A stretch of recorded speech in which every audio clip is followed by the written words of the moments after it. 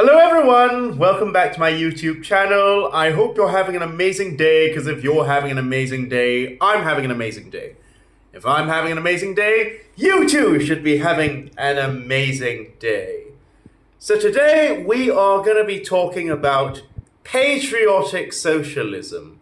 Can a person call himself or herself a socialist and a patriot at the same time? Let's get into it. So the answer to that question is, well, it really depends. See, for example, if you were to call yourself a Chinese patriot in 1940, that would be perfectly acceptable, respectable even. But suppose you were to call yourself a patriot for Nazi Germany, or a patriot for Imperial Japan, or a patriot for Mussolini's Italy.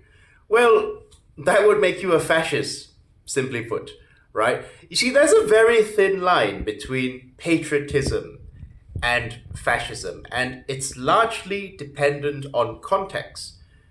Benjamin Franklin once said that patriotism is the last refuge of a scoundrel. You know, if, let's say, a very well-meaning person challenges the government, or there's a government that is a corrupt, crooked and reactionary government, and they say anybody who speaks against this government is an enemy of the people because we represent the people, then that's what we mean by patriotism is the last refuge of a scoundrel. You know, I've literally seen online netizens from Singapore saying that things like, well, anybody who wants to challenge the PAP, the ruling party of Singapore, anybody who wants to change the government is a traitor.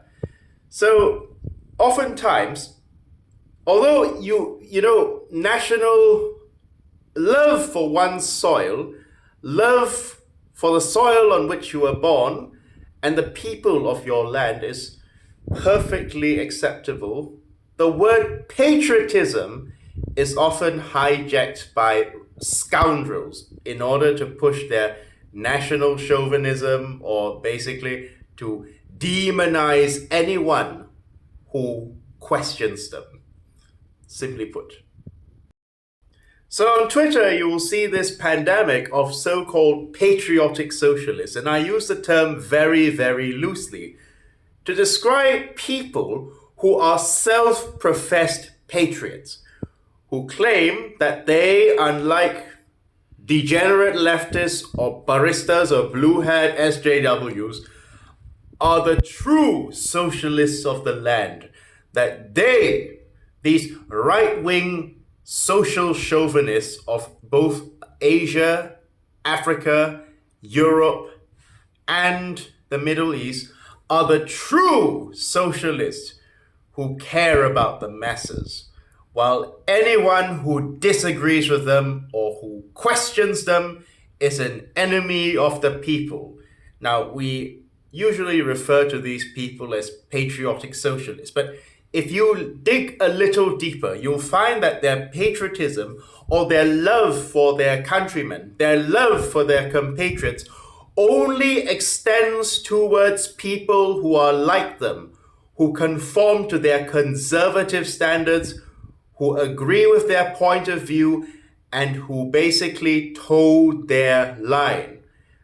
But these people's phony patriotism, their so-called love for country and countrymen, is simply a facade of virtue signaling, for these people do not truly love the masses.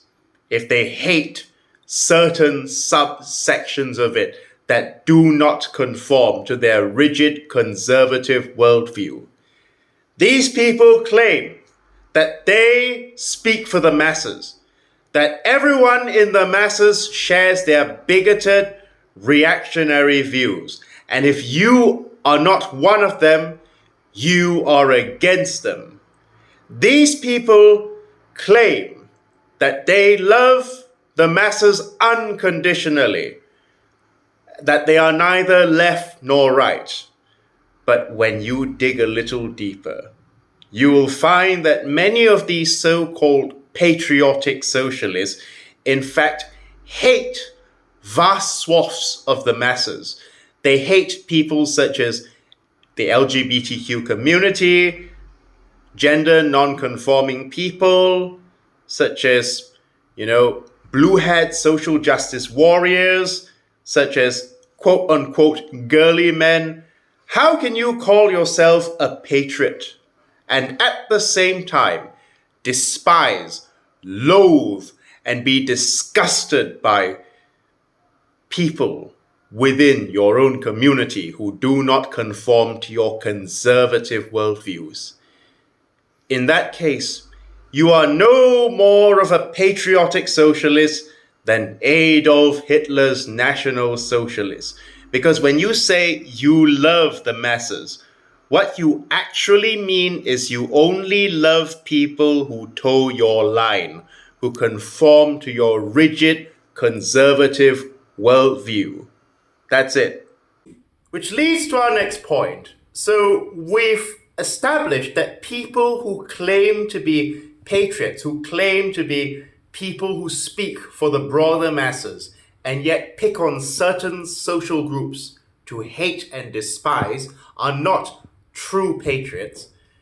The question we have to ask ourselves is it really patriotism, or is it simply fascism when one calls themselves a patriot? When the Scottish knight Sir William Wallace was brought in front of the English king's judges to stand trial for the so-called crime of treason, Wallace remarked, "How could I be a traitor if I never swore allegiance to King Edward in the first place," right? How could William Wallace be called a traitor against King Edward when King Edward was the guy who invaded, conquered, and colonized his lands and basically was oppressing his fellow countrymen and countrywomen? How could he call himself a patriot towards such a king? Likewise, as I mentioned, calling yourself a patriot in 1940 China, which was fighting a war against fascist Japan, would have been based, right? But if you call yourself a patriot of Nazi Germany or a patriot of Mussolini's Italy, or in this case, you would be no different from a fascist, right? So, as I've said, context is very, very important. Now, first of all, that's not to say that the working class in the imperial core, right, such as in countries like America or Israel or Canada, that these people are at fault for the way the world is, right, or for the suffering of the global south. These people are not at fault, and I have seen socialists on Twitter, very, very angry with people in the global north, like America, Israel, and Canada, because they're angry at the fact that these countries were born out of reaction, and they're basically settler colonial capitalist states. So they say things like, fuck the working class of the global north. The true working class of the world is in the global south. We don't have to care about the working class in the global north because they are beneficiaries of imperialism. And I respectfully disagree with that. I don't think that's the right attitude to have because if you're an American or you're an Israeli or you're a Canadian, I don't want to make any assumptions about you as a person, as a human being, yeah, because you can choose many things in life, but the country you're born to, or the country that, or the race you're born to for that matter, is not your choice. You didn't choose to be born as a global north citizen. And it's not to say that every working class person in the global north is a beneficiary of imperialism, directly or indirectly, right? I mean, although countries like America, Israel, and Canada, and Great Britain are supposed to be prosperous, wealthy countries at the global south's expense, there are still vast numbers of people who are living in poverty, right? Just struggling to make a living. And in fact, most people in countries like America, Israel, and Canada, most people, not the politicians, but just people in general, are just normal people trying to make a living in this world, okay? So we can hate their internal and external policies, but I don't want to get into dehumanizing the people of these countries, right? Because it's always what the capitalists want is division among the working classes of the world, right? You've seen how I've called out the infrared Haas gang for trying to divide us working class people by saying like, oh, teachers and baristas are not working class. So what the capitalist reactionaries want, the last thing they want is for the working classes of the world to unite. So I don't think that we should be dividing the working class. I think that our comrades in Israel or America or Canada are just as good as any comrade in any other country, okay? Because our enemy is the capitalist, the reactionary. That is all, not the working class people of the world, okay? So as you can see, patriotism in the global south. For example, if you called yourself a patriotic socialist in Sierra Leone, trying to realize Thomas Sankara's dream of a liberated socialist Africa, then that is perfectly respectable, even admirable, right? But if you called yourself a patriotic Israeli in the Zionist context of, displacing Palestinians and conducting settler colonialism, in which you have crackers from New York coming over and kicking Palestinians off their ancestral lands, some of whom have had farmlands for several generations, that is phony patriotism. That is reactionary patriotism.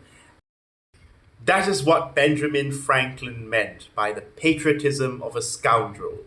When you are so unquestioningly loyal to your country that you will endorse and participate in all kinds of atrocities in order to show your loyalty.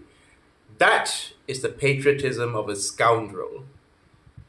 So, is it okay to call yourself a patriot and a socialist at the same time? Well, in the right context, it's not only okay, but necessary, right? Because if you don't love the people of your country and you don't want the people of your lands to prosper, what business have you to call yourself a socialist, right? But under the wrong context, it makes you a fascist. In its current state, America is a reactionary, settler, colonial, white supremacist country. There's just no getting around it, right? Because the very nature of America in its current state is a settler, colonial, white supremacist nation, right? Because the very values pushed forward by America, sorry, it's raining now. The very values pushed forward by America are European, Western, liberal values, the values of the Founding Fathers. So if you use the Founding Fathers as the mascot of your American communism, if you use people like George Washington and Thomas Jefferson as the mascots of your patriotic socialism, then first of all, no revolution is going to take place simply because how can you liberate the working class when your heroes could not even liberate their slaves, right?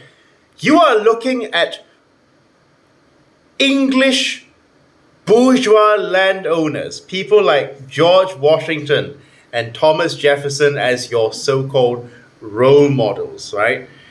So, first of all, like Karl Marx said, labor in the white skin can never be liberated so long as labor in the black skin is branded, right? So, if you're using figures like George Washington and Thomas Jefferson, who were white supremacists who wanted to realize their dream of manifest destiny, which basically means a nation of Anglo-Saxon colonizers free of native people, free of Asians, free of black people, then good luck trying to get your socialism off the ground, because the idea of make America great again seems to be presupposed, it seems to be predicated on the notion that America was ever a great country, right? It has potential to be one, but that in itself is a reactionary notion because, it was coined by Ronald Reagan and it was used by Trump, who is a highly reactionary person in his campaigns, right? Because let's put it this way. American patriotism, as we understand it, is simply fascism. It's simply endorsing the values of settler colonialism and the values of reactionary politics. That's it, because America in itself is a reactionary nation. America is the last place you would expect socialism to ever take place without some dramatic overhaul of its institutions and system. But if you want to keep the current American system and institutions in place and call it a socialist nation, that's just not going to happen. I'm sorry, it's just not going to happen because, as I've said, America is reactionary to the core. It is right-wing to the core in its very essence, okay? It's just like Australia and Israel and Canada. The natives of these places, like the native Aboriginal Australians, the native Palestinians, and the Native Americans, do not have equal rights and equal representation under the current institution of America. America was founded on the basis of white supremacy. And so was Australia, and so was Canada, and arguably so is Israel, because Israeli Zionism is really a Europeanized version of Judaism that has very little to do with the original Judaism, right?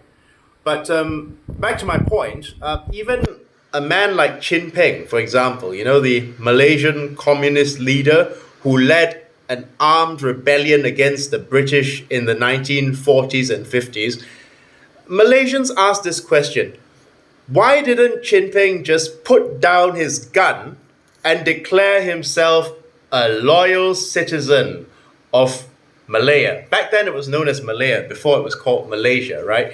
In 1955, at the Baling talks, why didn't he just put down his gun and agree to serve Malaya?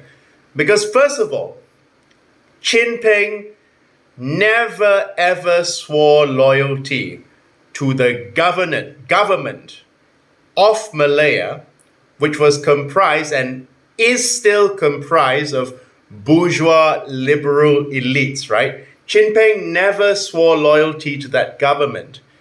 Second of all, Malaya is technically a settler colonial country because we have displaced and abused and mistreated the Orang Asli or the Aboriginal people of this country in order to realize this dream of Malaysia, right? So, how could Peng, an actual Marxist, Leninist, an actual socialist, call himself a patriotic Malayan if Malaya's founding in itself was reactionary? Because the very founding of Malaya is basically a management change from the British to their surrogates.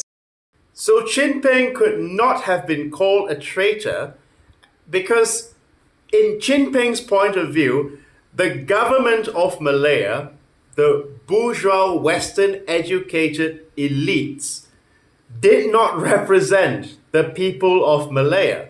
They only represented the interests of the elites. So, in Jinping's point of view, if you read his book, My Side of History, his rebellion against the Malayan government until 1989, he had a peace treaty in 1989 at the Hanoi Peace Accords. That was not an illegitimate rebellion. In Jinping's point of view, that was the ultimate form of patriotism. In the same way one would be patriotic, for example, in the same way Jing He, the assassin who tried to kill the first emperor of China, was a patriot of the Yan state, right? Or in the same way, Yue Fei, the Chinese general during the Song dynasty, was a patriot fighting against the invaders from the north, right?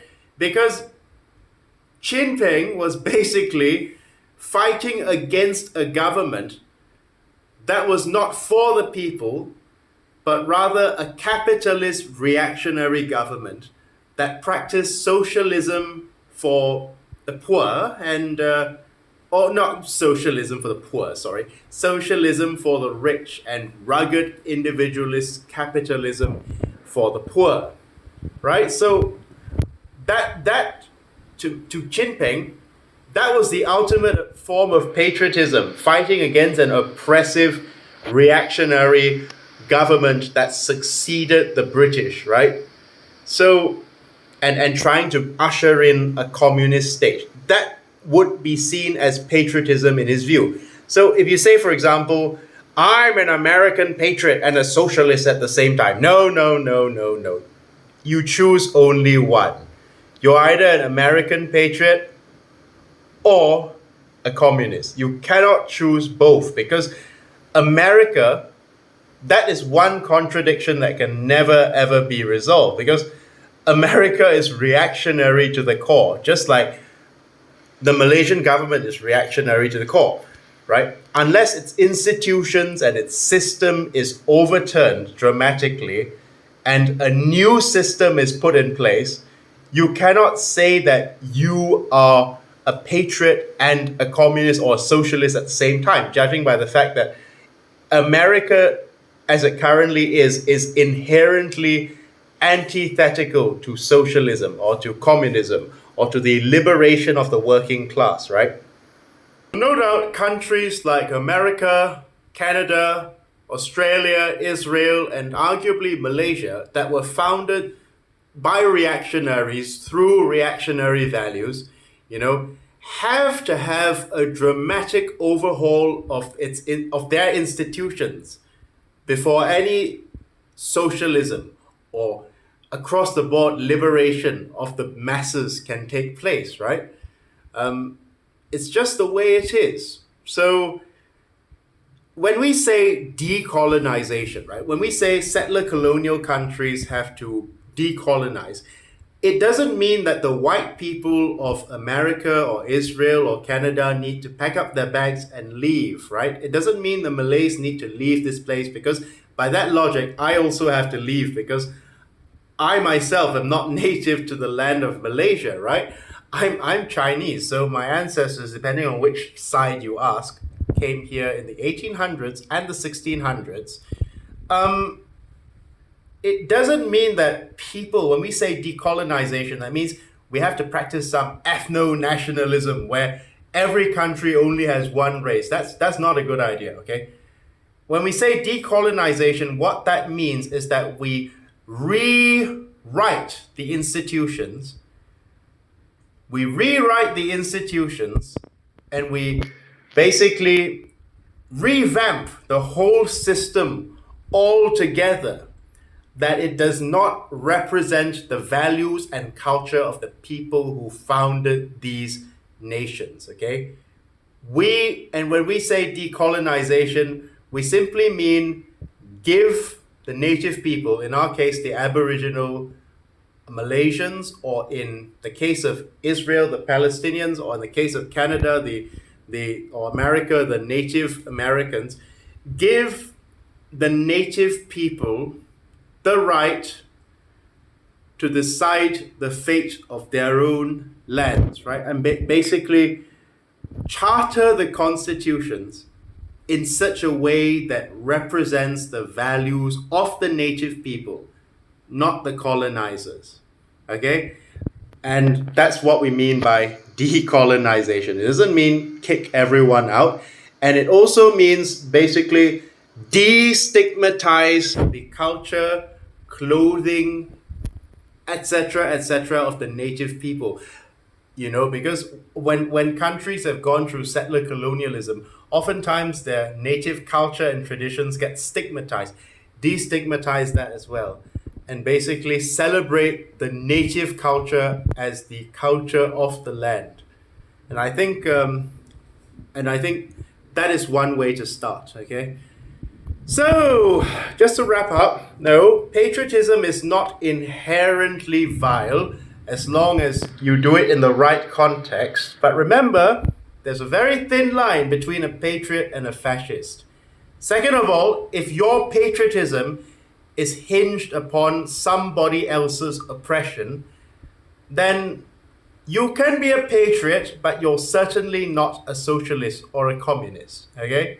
Because, I'll repeat Karl Marx's quote, labor in the white skin cannot be free until labor in the black, as long as the black labor in the black skin is still branded. And likewise, as long as you still maintain patriarchal.